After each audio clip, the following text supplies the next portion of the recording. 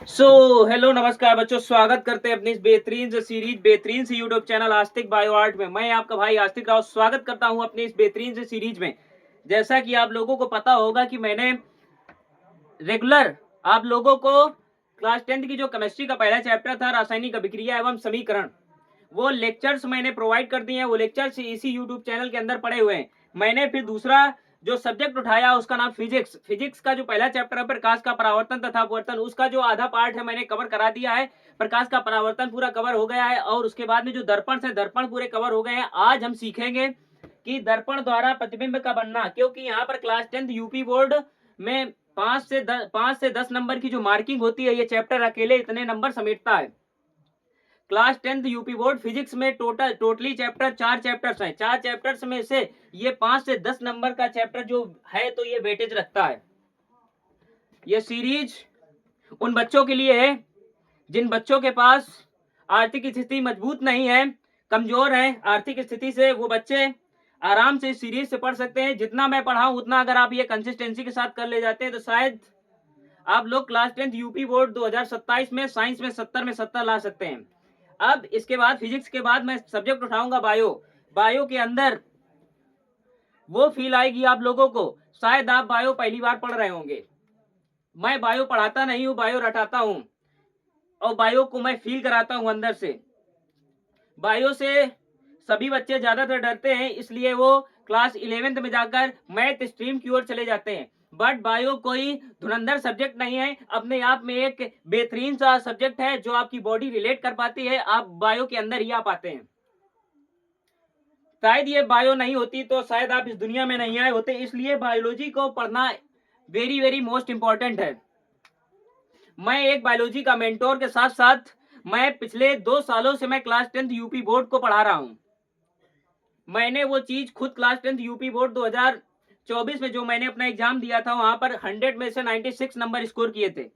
मैं ज्यादा बात बड़ी नहीं करूंगा क्योंकि मैं 2 साल से मैं पढ़ा रहा हूं, मेरे बच्चों ने वो करके दिखाया। आज ज्यादा बात न करते हुए अपने टॉपिक की ओर बढ़ जाते हैं, जहां टॉपिक आज हमारा रहेगा प्रकाश का परावर्तन तथा अपवर्तन का जो अंदर का चैप्टर का जो कंपोनेंट्स हैं, आज उसको पढ़ेंगे। हेडिंग लगाइएगा, दर्पण द्वारा दर्पण द्वारा प्रतिबिंब का बनना।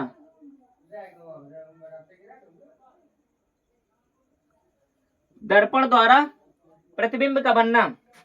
शायद आप लोगों को स्कूल में सारी की सारी चीजें पढ़ा दी गई हैं, बट मैं आप लोगों को प्रॉपर नोट्स के साथ ये पूरा लेक्चर प्रोवाइड करूंगा। ये लेक्चर पूरा 1 घंटे का होने वाला है, जिसमें आप लोग बिल्कुल इत्मीनान के साथ, शांति के साथ बिल्कुल बैठकर पढ़ेंगे। बेहतरीन से नोट्स आप लोगों को मैं इसी चैनल में दूंगा। आइए समझ लेते हैं दर्पण द्वारा प्रतिबिंब का बनना। दर्पण द्वारा प्रतिबिंब कैसे बनते हैं, क्योंकि ये बोर्ड एग्जाम में इसी में ज्यादातर बच्चे फंसते हैं कि सर डायग्राम नहीं आता, भैया डायग्राम नहीं आता। डायग्राम एकदम ये सारे के सारे डायग्राम्स मैं हलवा बना दूंगा। आइए सबसे पहले कुछ स्थितियां, उनकी स्थितियां देख लीजिएगा। नंबर 1 पे पहली स्थिति होती है जब वस्तु अनंत पर हो। दूसरा, जब वस्तु वक्रता केंद्र C तथा अनंत के मध्य हो। नंबर तीसरा, जब वस्तु वक्रता केंद्र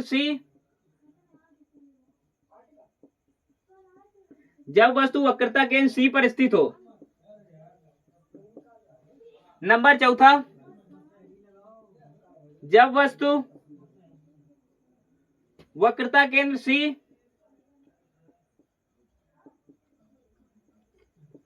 तथा फोकस F के मध्य हो। नंबर चौथा, पांचवा पॉइंट, जब वस्तु फोकस एफ पर हो। नंबर 6वां पॉइंट, जब वस्तु फोकस एफ तथा ध्रुव पी के मध्य हो।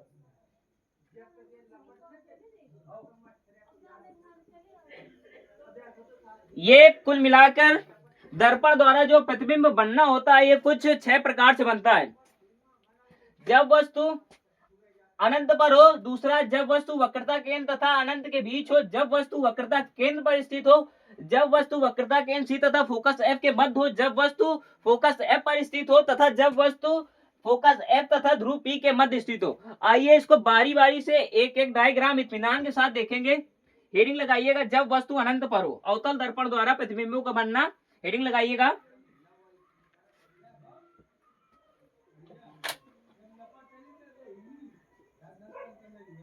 अवतल दर्पण द्वारा प्रतिबिंब का बनना। सबसे पहले इसमें हेडिंग लगेगी, सबसे पहली हेडिंग लगेगी जब वस्तु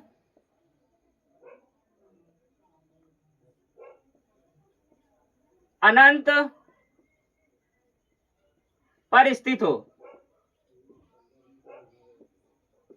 क्या? जब वस्तु अवतल दर्पण के सामने जब वस्तु अनंत पर स्थित हो। आइए अवतल दर्पण बना लेते हैं। वह दर्पण जिसके उभरे हुए पृष्ठ पर चांदी की पॉलिश तथा कलई की जाती है।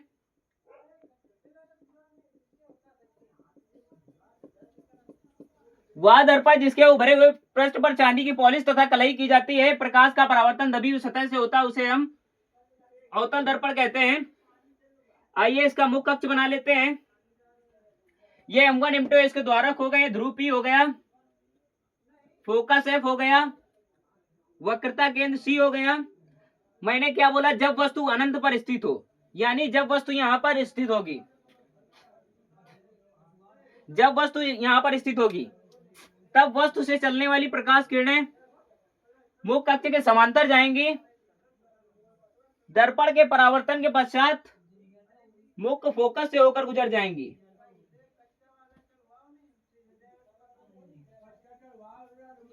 आइए इस फिगर को समझते हैं पुनः एक बार। फिगर क्या कहता है? जब वस्तु अवतल दर्पण के सामने अनंत पर स्थित हो, जब वस्तु अनंत पर स्थित होगी, यानी ये अनंत है, यहां पर वस्तु ए बी स्थित है और इसका प्रतिबिंब बनेगा फोकस पर। वास्तविक उल्टा वस्तु से बहुत छोटा यानी बिंदु के आकार का बनेगा। सबसे पहले फिगर समझते हैं। जब वस्तु अनंत पर स्थित होगी तो पहली प्रकाश किरण, वस्तु से चलने वाली पहली प्रकाश किरण मुख्य अक्ष के समांतर जाएंगी और दर्पण के परावर्तन के पश्चात मुख्य फोकस से होकर गुजर जाती है। दूसरी प्रकाश किरण मुख्य अक्ष के समांतर जाएगी, दर्पण के परावर्तन के पश्चात ये भी मुख्य फोकस से होकर गुजर जाती है। यानी जब वस्तु अनंत पर स्थित होती है तो उसका प्रतिबिंब वास्तविक उल्टा वस्तु से छोटा बिंदु के आकार का मुख्य फोकस पर ही बनता है। आइए इसको डेफिनेशन के माध्यम से लिखते हैं। जब वस्तु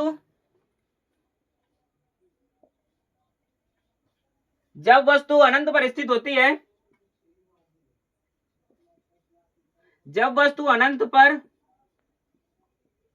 स्थित होती है तो वस्तु से चलने वाली प्रकाश किरण मुख्य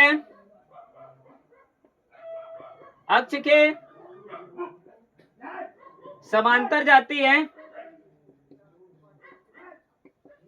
तथा दर्पण के परावर्तन के पश्चात मुख्य फोकस से होकर गुजर जाती है तथा इसका प्रतिबिंब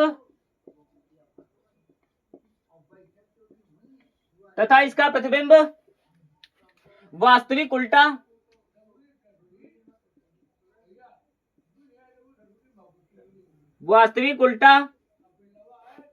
तथा बिंदु के आकार का बनता है। अब ज्यादातर बच्चे इसकी परिभाषा बनाने से घबराते हैं, तो इसके घबराने की कोई बात नहीं है। ये कोई डायग्राम कोई हलवा नहीं है, ये मानता हूं, लेकिन आप डायग्राम को देखकर ये परिभाषाएं लिख सकते हैं, क्योंकि अगर आप डायग्राम बना लेते हैं तो परिभाषा लिखना बहुत आसान हो जाता है। आप इसको रफली करीब से करीब 10 to 20 टाइम्स रफ कॉपी में इस डायग्राम को आप जरूर बनाएंगे। सबसे पहले जब वस्तु अनंत पर स्थित होती है, जब वस्तु ए बी अनंत पर स्थित होती है, तब वस्तु ए बी से चलने वाली प्रकाश किरण मुख्य कक्ष के समांतर जाती है। क्या वस्तु ए बी से चलने वाली प्रकाश किरण मुख्य कक्ष के समांतर जाती है तथा दर्पण के परावर्तन के पश्चात मुख्य फोकस से होकर गुजर जाती है। दूसरी प्रकाश किरण जब दूसरी प्रकाश किरण वस्तु ए बी से चलती है तो मुख्य कक्ष के समांतर जाती है और दर्पण के परावर्तन के पश्चात यह भी मुख्य फोकस से होकर गुजर जाती है और इसका प्रतिबिंब वास्तविक उल्टा बिंदु के आकार का बहुत छोटा बनता है। ये बात चमकी या नहीं चमकी, ये मैं रिकॉर्डेड लेक्चर दे रहा हूं, बट मैं लाइव वाली फील दिलाने की कोशिश कर रहा हूं। अब दूसरी हेडिंग लगाएंगे आप लोग। अब दूसरी हेडिंग लगाएंगे, जब वस्तु अनंत तथा वक्रता केंद्र सी के मध्य हो। जब वस्तु अनंत तथा वक्रता केंद्र सी के मध्य हो। आइए, ये सेकंड स्थिति है इसकी,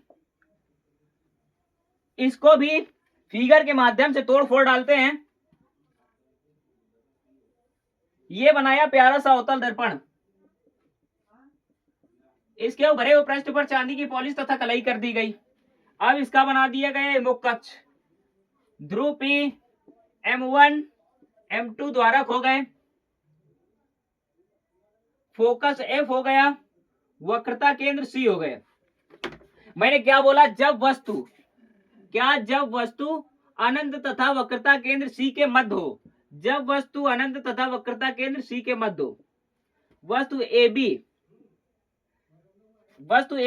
जब अनंत तथा वक्रता केंद्र C के मध्य हो तो वस्तु ए बी से चलने वाली पहली प्रकाश किरण मुख्य कक्ष के समांतर जाएगी, दर्पण के परावर्तन के पश्चात मुख्य फोकस से होकर गुजर जाएगी।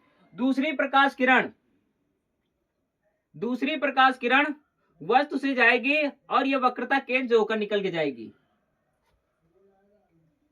मैंने आप लोगों को सिखाया था दर्पण से प्रतिबिंब बनने के नियम। तो पहला नियम था, जब वस्तु मुख्य कक्ष के समांतर जाती है तो वह मुख्य फोकस से होकर गुजर जाती है, और जब वस्तु वक्रता केंद्र सी से होकर जाती है तो दर्पण के परावर्तन के पश्चात वह सीधा उसी मार्ग में वापस लौट जाती है।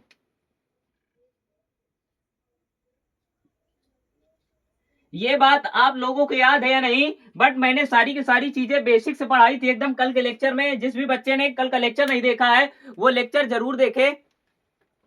अब इसको परिभाषा के माध्यम से लिखते हैं और आप लोगों को पहले समझा देते हैं कि जब वस्तु अनंत तथा वक्रता केंद्र सी के मध्य स्थित होती है तो वस्तु ए बी से चलने वाली पहली प्रकाश किरण मुख्य कक्ष के समांतर जाएगी। क्या वस्तु ए बी से चलने वाली पहली प्रकाश किरण दर्पण के मुख्य कक्ष के समांतर जाएगी तथा दर्पण के परावर्तन के पश्चात फोकस एफ से गुजर जाती है, तथा दूसरी प्रकाश किरण वस्तु से चलने वाली दूसरी प्रकाश किरण वक्रता केंद्र सी से जाएगी तथा दर्पण के परावर्तन के पश्चात वह सीधा उसी मार्ग में वापस लौट जाती है और ये एक दूसरे को बिंदु डी पर काटते हैं।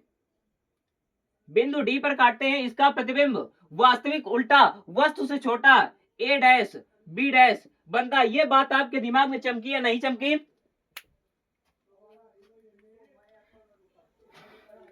आइए, इसकी पूरी परिभाषा मैंने लिखाऊंगा। अब मैंने डायग्राम समझा दिया है, सारी की सारी चीजें समझा दी है, बट अभी इसकी परिभाषा आप लोगों को स्वयं बनानी है। मैं इसकी प्रतिबिंब की स्थिति, वस्तु की स्थिति, सारी की सारी चीजें लिख देता हूं। जब वस्तु अनंत तथा वक्रता केंद्र सी पर स्थित होती है, जब वस्तु अनंत तथा वक्रता केंद्र सी के बीच स्थित होती है, तब इसका प्रतिबिंब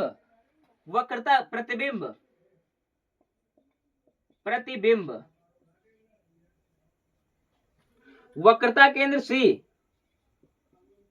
वक्रता केंद्र सी तथा फोकस एफ, फोकस एफ के मध्य, फोकस एफ के मध्य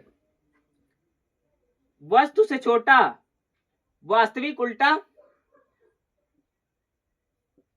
वास्तविक उल्टा वस्तु से छोटा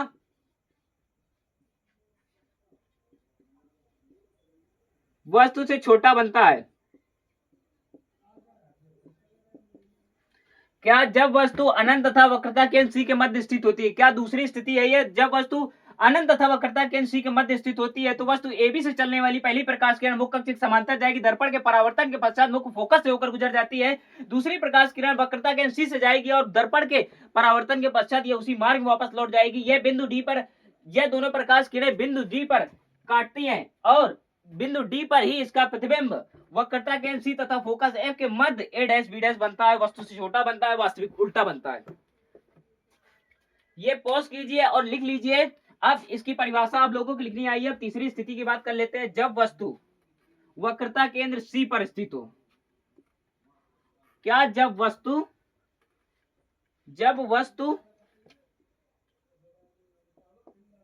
वक्रता केंद्र सी पर स्थित हो, जब वस्तु वक्रता केंद्र सी पर स्थित होती है। आइए इसका भी फिगर बना लेते हैं।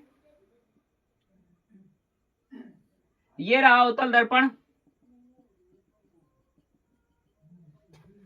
ये रहा अवतल दर्पण, ये इसकी मुख्य अक्ष रेखा रही, ध्रुव P हो गया, M1 M2 द्वारक हो गए, ये इन्फिनिटी हो गया, ये वक्रता केंद्र सी हो गया, ये फोकस एफ हो गया। जब वस्तु वक्रता केंद्र सी पर स्थित होती है, जब वस्तु AB वक्रता केंद्र सी पर स्थित होती है तो वस्तु से चलने वाली पहली प्रकाश किरण मुख्य कक्ष के समांतर जाएगी, दर्पण के परावर्तन के पश्चात मुख्य फोकस से होकर गुजर जाती है। दूसरी प्रकाश किरण, क्या दूसरी प्रकाश किरण भी फोकस से होकर जाएगी, दर्पण के परावर्तन के पश्चात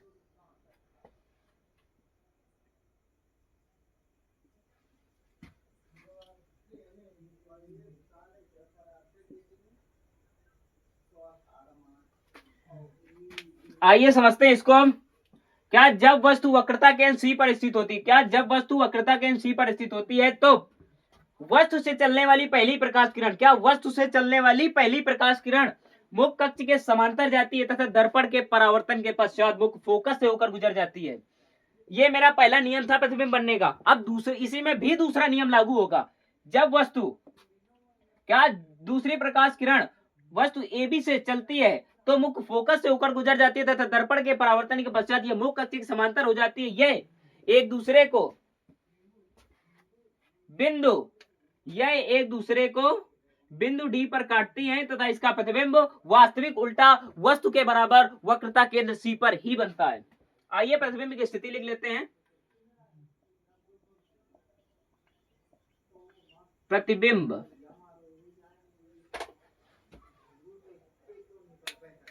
यह प्रतिबिंब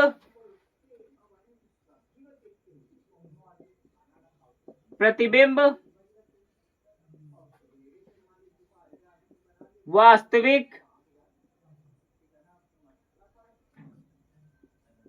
उल्टा वस्तु के बराबर,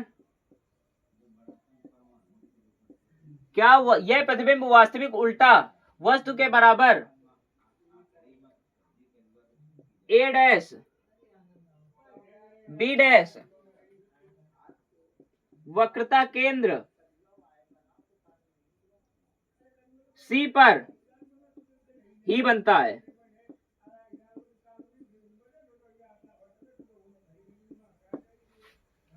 आइए पुनः इसको एक बार समझ लेते हैं। जब वस्तु वक्रता केंद्र सी पर स्थित होती है तो वस्तु ए बी से चलने वाली पहली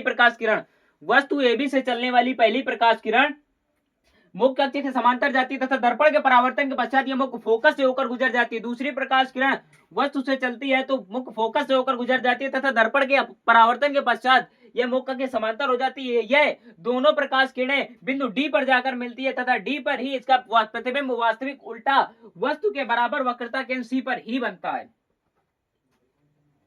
ये बात चमकी या नहीं चमकी?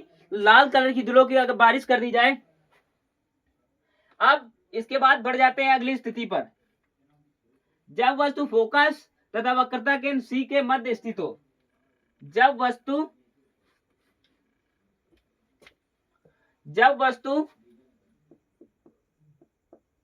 फोकस एफ तथा वक्रता केंद्र सी पर फोकस है तथा वक्रता केंद्र सी के मध्य स्थित हो,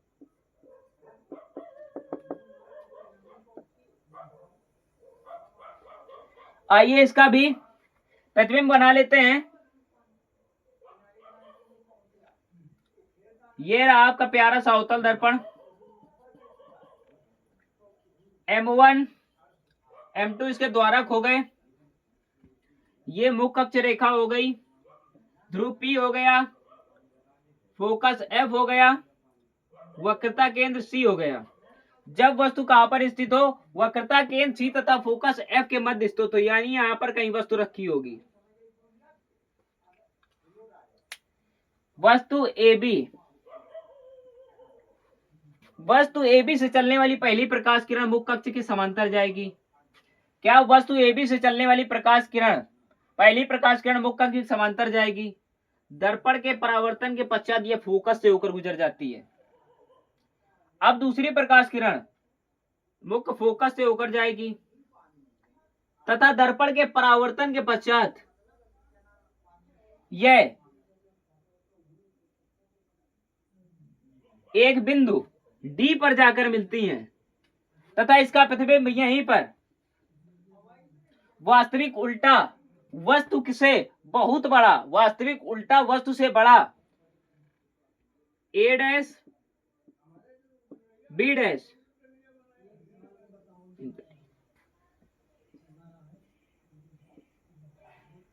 आइए अब इसको समझ लेते हैं।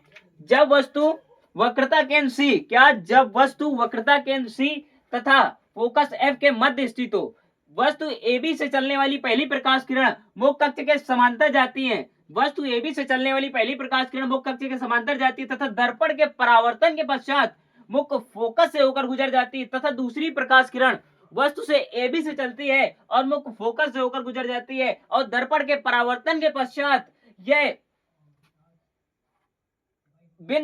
दोनों प्रकाश किरणें बिंदु डी पर जाकर काटती हैं और इसका प्रतिबिंब वास्तविक उल्टा वस्तु से बड़ा वक्रता केंद्र C और अनंत के मध्य बनता है।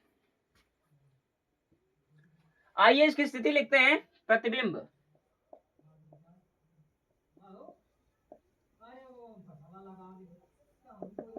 प्रतिबिंब की स्थिति लिखते हैं।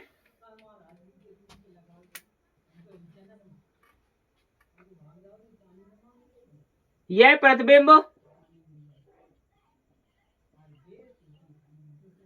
प्रतिबिंब वास्तविक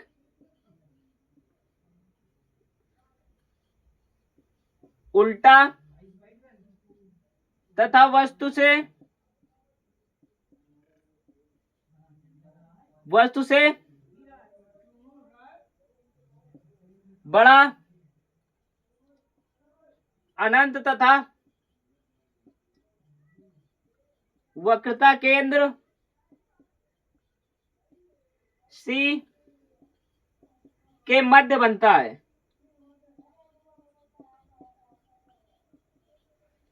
आइए इसको पुनः एक बार फिर समझ लेते हैं। ये डायग्राम मैंने आप लोगों को बना दिया है। अब इसकी परिभाषा लिखना आपकी जिम्मेदारी है। मैं परिभाषा बताऊंगा लेकिन लिखोगे आप, क्योंकि बोर्ड एग्जाम में हमें नहीं लिखना है, बोर्ड एग्जाम में आपको लिखना है। जब तक आप इसकी प्रैक्टिस नहीं करेंगे बार बार, जब तक आप इसकी प्रैक्टिस बार बार नहीं करेंगे तब तक ये सारी की सारी चीजें आपके दिमाग में नहीं जाएंगी। लिख कर ले लीजिए। Practice man perfect. अभ्यास ही व्यक्ति को सफलपूर्ण बनाता है। आप जितना इसका अभ्यास करेंगे, जितनी इसकी प्रैक्टिस करेंगे, उतना ही आपके भेजे में चढ़ेगा ये। आइए समझते हैं। जब वस्तु वक्रता केंद्र सी तथा फोकस एफ के मध्य स्थित होती है तो वस्तु एबी से चलने वाली पहली प्रकाश किरण मुख्य कक्ष के समांतर जाती है तथा दर्पण के परावर्तन के पश्चात यह मुख्य फोकस से होकर गुजर जाती है। अब दूसरी प्रकाश किरण वस्तु एबी से चलती है और मुख्य फोकस से होकर गुजर जाती है तथा दर्पण के परावर्तन के पश्चात यह एक निश्चित बिंदु डी पर काटती है तथा डी पर इसका प्रतिबिंब वास्तविक उल्टा वस्तु से बड़ा अनंत तथा वक्रता केंद्र सी के मध्य बनता है। ये चीज चमकी या नहीं चमकी आपको? कमेंट सेक्शन में जरूर बताइएगा। अब अगली स्थिति के बारे में बात करते हैं। जब वस्तु मुख्य फोकस पर स्थित हो। क्या? जब वस्तु मुख्य फोकस पर स्थित हो। जब वस्तु फोकस पर स्थित हो। जब वस्तु फोकस पर स्थित हो। आइए इसका भी डायग्राम बना लेते हैं।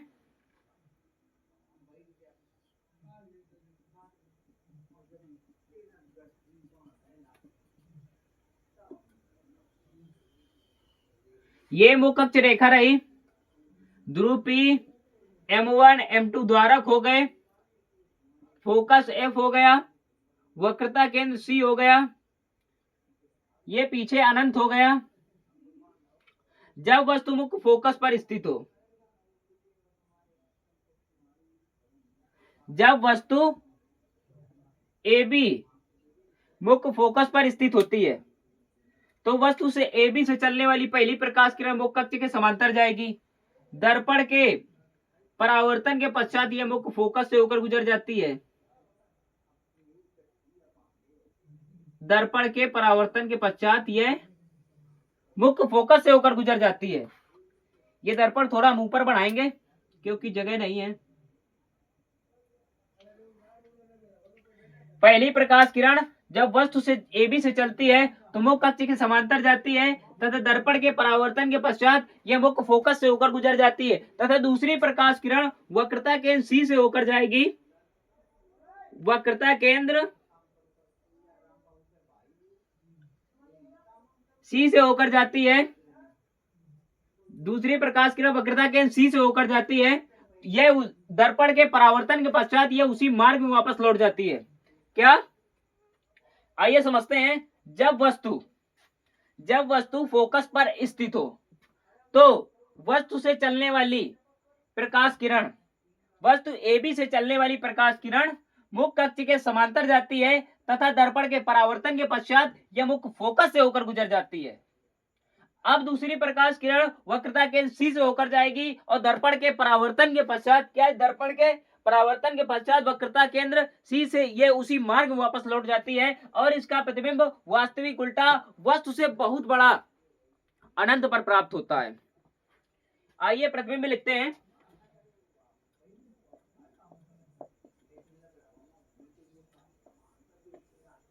प्रतिबिंब,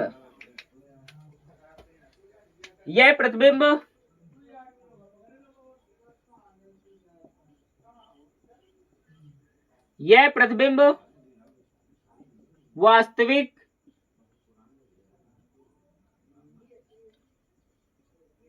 उल्टा तथा वस्तु से बहुत बड़ा अनंत पर प्राप्त होता है।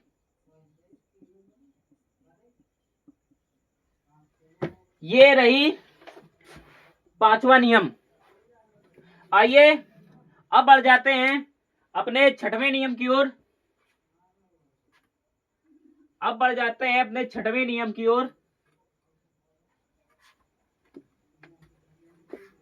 जब वस्तु फोकस F तथा ध्रुव P के मध्य स्थित होती है। क्या?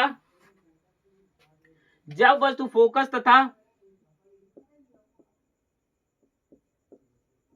ध्रुव P के मध्य स्थित होती है।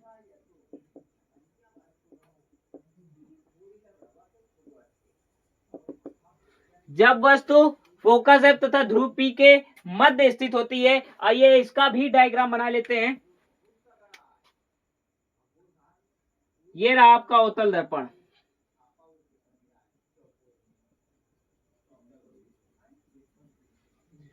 ये ध्रुव पी हो गया, ये M1 M2 द्वारा खो गए। वक्रता केंद्र C, फोकस F। जब वस्तु फोकस F तथा ध्रुव P के मध्य स्थित हो, यानी वस्तु यहां कहीं होगी, वस्तु AB, तो वस्तु से चलने वाली पहली प्रकाश किरण मुख्य कक्ष के समांतर जाएगी। दर्पण के परावर्तन के पश्चात मुख्य फोकस से होकर गुजर जाती है। क्या? मुख्य कक्ष के समांतर जाएगी और दर्पण के परावर्तन के पश्चात यह मुख्य फोकस से होकर गुजर जाती है। दूसरी प्रकाश किरण वक्रता केंद्र C से होकर जाती है। दूसरी प्रकाश किरण वक्रता केंद्र C से होकर जाती है और दर्पण के परावर्तन के पश्चात यह उसी मार्ग वापस लौट जाती है। ये पीछे कहीं जाकर मिलती हुई प्रतीत होती हैं।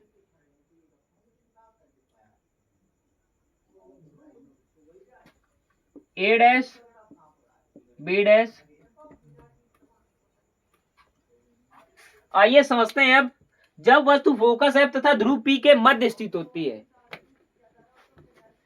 तो जब वस्तु फोकस एफ तथा ध्रुव पी के मध्य स्थित होती है, तो वस्तु AB से चलने वाली पहली प्रकाश किरण मुख्य कक्ष के समांतर जाएगी। वस्तु AB से चलने वाली पहली प्रकाश किरण मुख्य कक्ष के समांतर जाएगी। दर्पण के परावर्तन के पश्चात यह फोकस से होकर गुजर जाती है। अब दूसरी प्रकाश किरण वस्तु AB से चलेगी, यह वक्रता केंद्र C से होकर जाएगी और दर्पण के परावर्तन के पश्चात यह उसी मार्ग वापस लौट जाती है। यह दर्पण के पीछे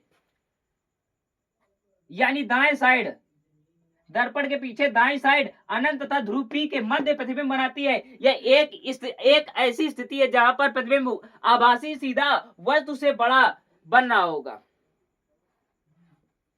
आइए इसकी स्थिति लिखते हैं। प्रतिबिंब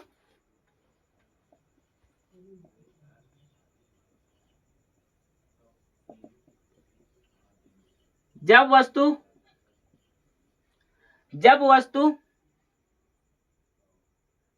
वस्तु फोकस एफ तथा ध्रुव P के मध्य स्थित होती है, तो यह प्रतिबिंब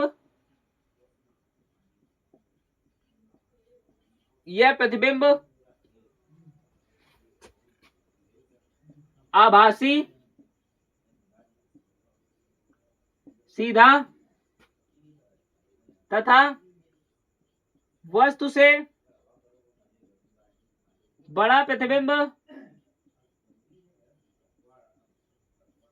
दर्पण के पीछे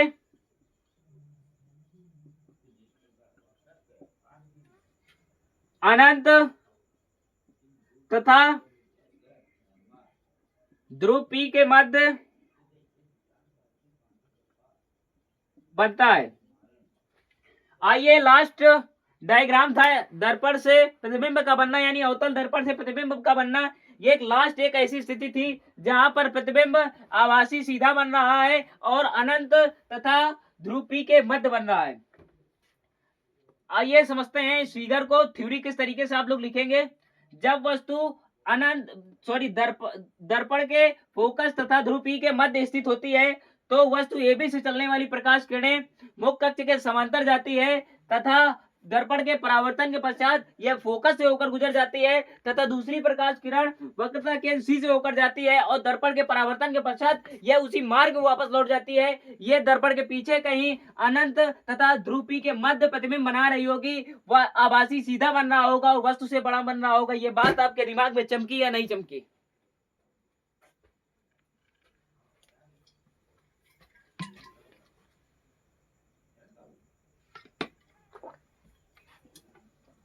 ये जोश, ये एनर्जी, जब तक मैं जिंदा हूं, जब तक मैं पढ़ाऊंगा, तब तक ये एनर्जी कम नहीं होगी। लेकिन आप लोग वादा कीजिए कि आप लोगों की जो पढ़ाई की एनर्जी है वो भी कम नहीं होनी चाहिए।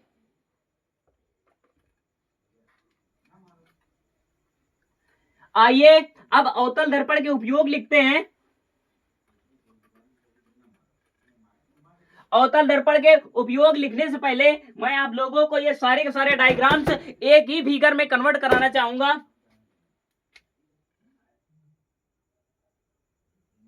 ये रहा आपका अवतल दर्पण,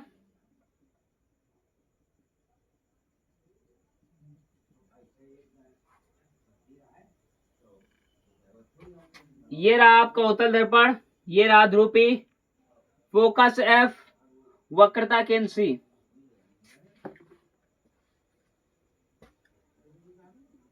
पहली, जब वस्तु अनंत पर स्थित होती है, नंबर 1 स्थिति थी, जब वस्तु अनंत पर स्थित होती है तो इसका प्रतिबिंब फोकस पर बनता है। जब वस्तु अनंत पर स्थित होती है तो इसका प्रतिबिंब फोकस पर बनता है। दूसरा, जब वस्तु वक्रता केंद्र C तथा अनंत के बीच स्थित होती है, वक्रता केंद्र C तथा अनंत के बीच स्थित होती है तो यह प्रतिबिंब वक्रता केंद्र C तथा फोकस F के मध्य बनता है। जब वस्तु वक्रता केंद्र C पर स्थित होती है, जब वस्तु वक्रता केंद्र C पर स्थित होती है तो इसका प्रतिबिंब वास्तविक उल्टा वस्तु के बराबर वक्रता केंद्र C पर ही बनता है। अब जब वस्तु वक्रता केंद्र C तथा फोकस F के मध्य स्थित होती है, चौथा प्रतिबिंब, जब वस्तु फोकस F तथा वक्रता केंद्र C के मध्य स्थित होती है तो इसका प्रतिबिंब वास्तविक उल्टा वस्तु से बहुत बड़ा, वास्तविक उल्टा वस्तु से बहुत बड़ा अनंत तथा वक्रता केंद्र C के मध्य बनता है। तीसरी स्थिति, पांचवी स्थिति है जब वस्तु फोकस पर स्थित होती है। जब वस्तु फोकस पर स्थित होती है तो इसका प्रतिबिंब अनंत पर बनता है, वस्तु से बहुत बड़ा बनता है, वास्तविक उल्टा बनता है। अब जब वस्तु फोकस F तथा ध्रुव P के मध्य स्थित होती है तो इसका प्रतिबिंब दर्पण के पीछे दाईं ओर वस्तु से बहुत बड़ा आभासी बनता है। ये डायग्राम आप लोग याद कर लीजिए। ये जो स्थितियां आप लोगों को याद नहीं रहती हैं, इस डायग्राम से आप लोग सारी की सारी स्थितियां बना सकते हैं, सारी के सारे डायग्राम्स बना सकते हैं। आइए इसी जोश, इसी एनर्जी के साथ अब आगे की ओर बढ़ जाते हैं।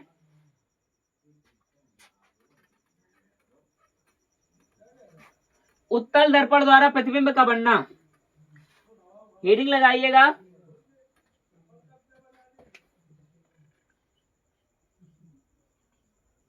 उत्तल दर्पण द्वारा प्रतिबिंब का बनना। उत्तल दर्पण द्वारा प्रतिबिंब दो ही तरीके से बन सकता है, जब वस्तु अनंत पर हो और जब वस्तु ध्रुव P तथा अनंत के मध्य हो। आइए सबसे पहला फिगर बनाते हैं। जब वस्तु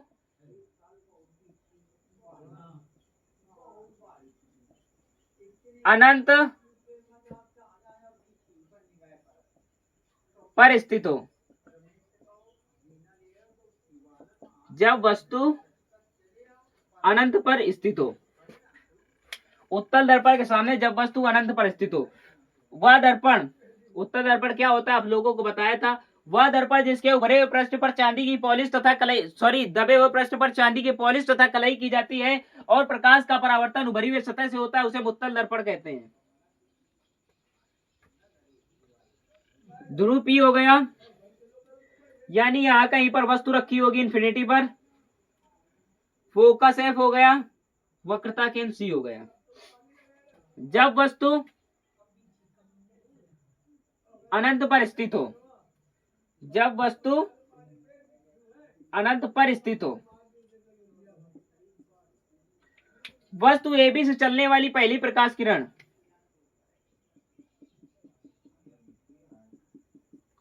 क्या, वस्तु AB से चलने वाली पहली प्रकाश किरण दर्पण के मुख्य कक्ष के समांतर जाती है और दर्पण से परावर्तित हो जाती है।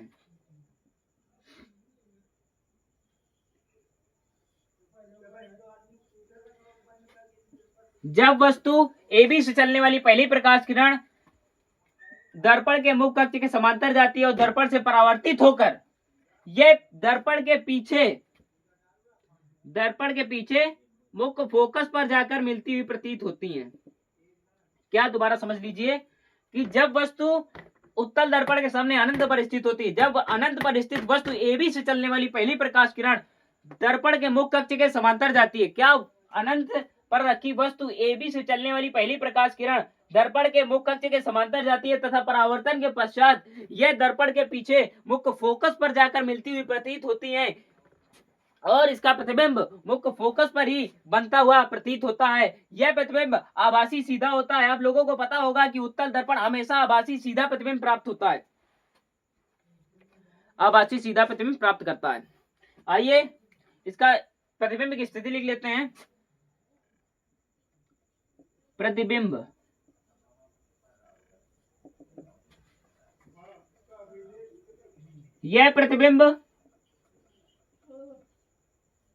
यह प्रतिबिंब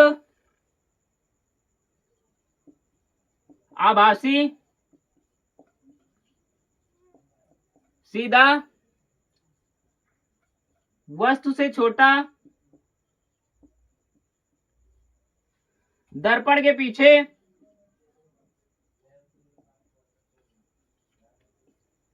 फोकस F पर बनता है।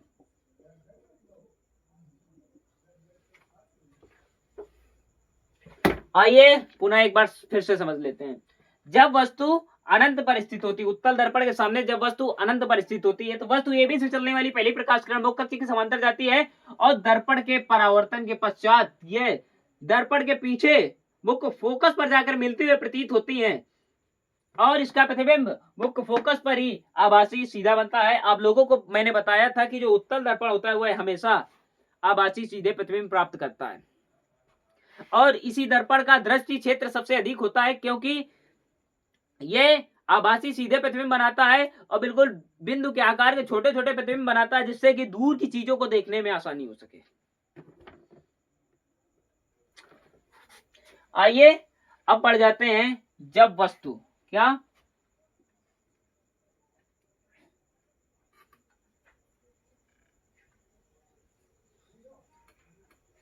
जब वस्तु अनंत तथा ध्रुव P के मध्य हो,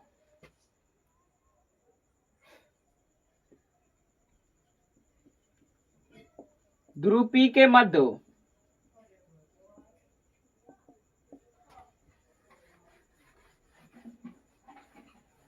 जब वस्तु अनंत तथा ध्रुव P के मध्य स्थित होती है।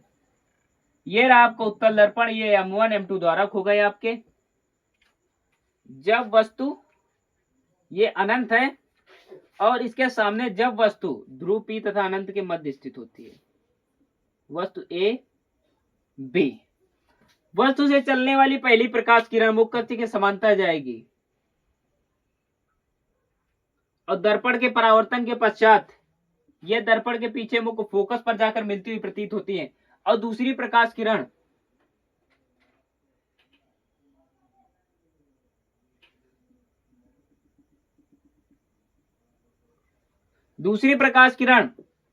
वक्रता केंद्र C से होकर जाएगी। दर्पण के परावर्तन के पश्चात यह वक्रता केंद्र C पर जाकर मिलती हुई प्रतीत होती है और इसका प्रतिबिंब आभासी सीधा बनता है। A डैश B डैश आभासी सीधा वस्तु से छोटा प्राप्त होता है। स्थिति लिख लेते हैं इसकी।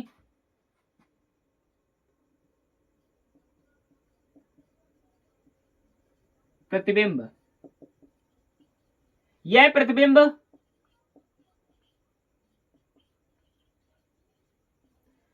प्रतिबिंब आभासी सीधा तथा वस्तु से छोटा बनता है। वस्तु से छोटा ध्रुव P तथा वक्रता केंद्र C के मध्य बनता है। ये बात आपके दिमाग में चढ़ गई होगी। आज के लिए बस इतना ही। मैंने सारे के सारे डायग्राम्स आप लोगों को कवर करा दिए हैं। अब आप लोग कोशिश कीजिएगा कि जितने भी डायग्राम्स मैंने बनवाए हैं, ये सारे के सारे डायग्राम्स आप खुद से प्रैक्टिस करेंगे, जिससे कि आप लोगों की जो प्रैक्टिस हेल्थ है वो अच्छी हो सके। जो आप लोग प्रैक्टिस करते हैं वो आपकी प्रैक्टिस बेहतर हो सके। बस जिंदगी में कभी हार मत मानना। बस एक ही चीज सीखिएगा कि just remember it, feel my word. अगर आपको कुछ बड़ा करना है तो अपनी राह स्वयं चलो। आपको कुछ बड़ा करना है तो अपनी राह स्वयं चुनो। भेड़ बकरियों की तरह नहीं, शेर की तरह चलो। ये दुनिया तुम्हें डराएगी बेटा, ये तुम्हें दुनिया डराएगी, धमकाएगी, रुलाएगी, हर रोज एक नया मोड़ दिखाएगी। जिस दिन तुम कामयाब होगे, ये लोग तुम्हारा नाम जपते जपते तुम्हारे पीछे पीछे आएंगे। छोटी से छोटी कमी को पूरी शिद्दत के साथ पार करो। अपने अंदर की कमजोरी को शेर की साथ दाढ़ करो। आपको हंसना है तो रोना होगा, कुछ पाना है तो खोना होगा। आपको चमकना है तो सोने की तरह आग में जलना होगा। भूल जाओ तुम कौन हो।